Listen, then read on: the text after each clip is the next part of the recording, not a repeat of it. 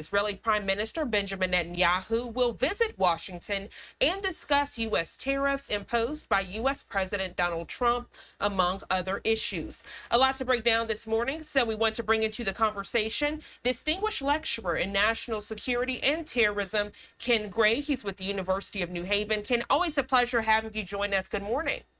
Good morning, Jeane. Glad to be with you again. Glad to have you as always. So, Ken, we know that the Israeli Prime Minister and his delegation, they did arrive late Sunday, and we know that he is expected to meet with U.S. President Donald Trump today. Set the stage for us. What can we expect with this visit? We know this is Netanyahu's second visit since President Donald Trump's second time in the White House. Yeah, there's going to be a lot on the table for the two to discuss. Primary concern is that of the tariffs. The United States imposed a 17% tariff on Israel.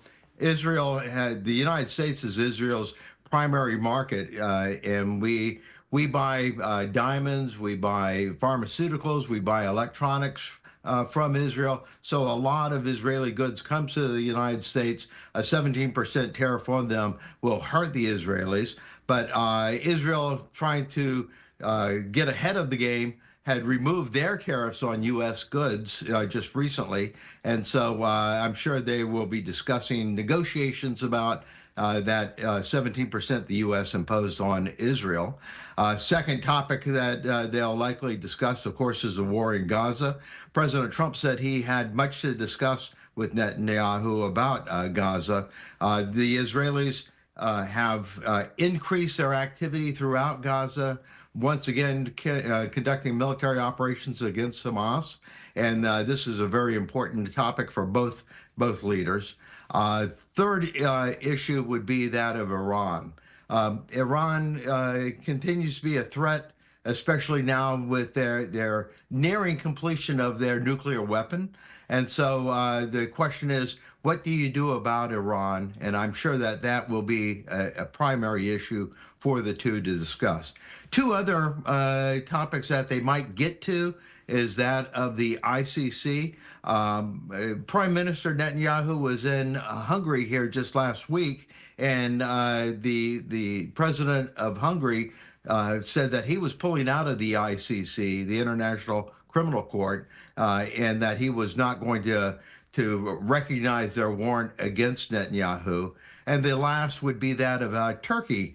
Turkey has been increasing its reach into Syria, and that is a potential concern to Israel. And so that too may be on the agenda. But that's an awful lot for the two of them to be discussing in such a short time.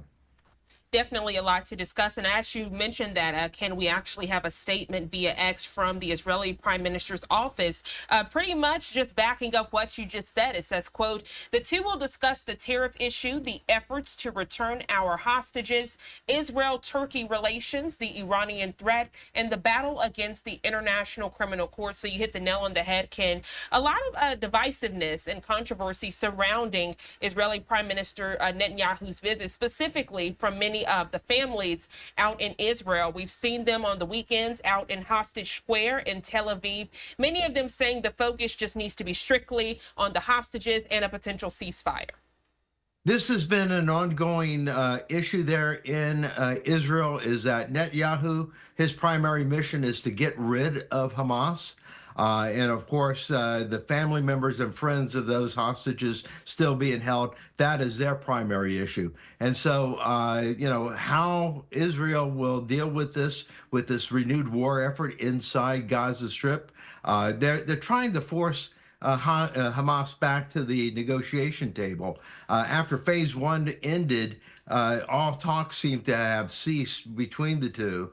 And so how do you get Hamas back to the table when they know that Israel's primary mission is to get rid of Hamas? That's a real sticking point that has been a real problem ever since they started negotiations.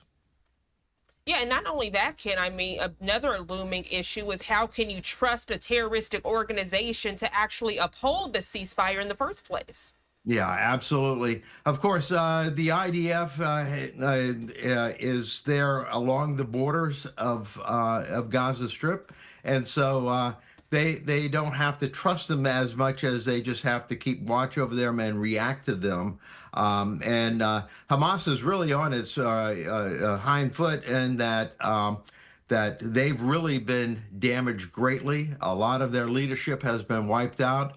Hamas has lost, 40% of or more of its fighters, and so Hamas is not in a good position to really be able to wage war against Israel. They are greatly damaged, but there still are the negotiating chips that they have, the hostages, and they have yet to talk about returning the military members and the other males that they are holding hostage at this point.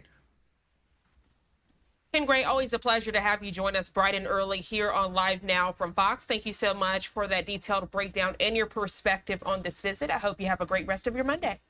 Thank you.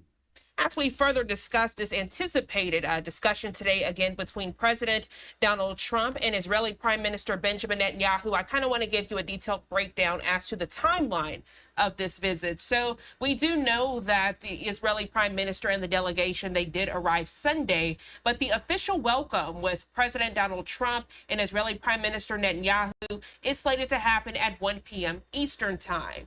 From there, we know at 2 o'clock, there's expected to be a bilateral meeting with Israeli Prime Minister Netanyahu and President Donald Trump. As far as that bilateral meeting is concerned, no word if we'll get cameras inside. As you can imagine, top secret information will be shared. However, there will be a press conference following that meeting with President Donald Trump and Prime Minister Netanyahu that will be open to the media. That is slated at 2:30 p.m. Eastern time, and you can rest assured Live Now from Fox will have you covered.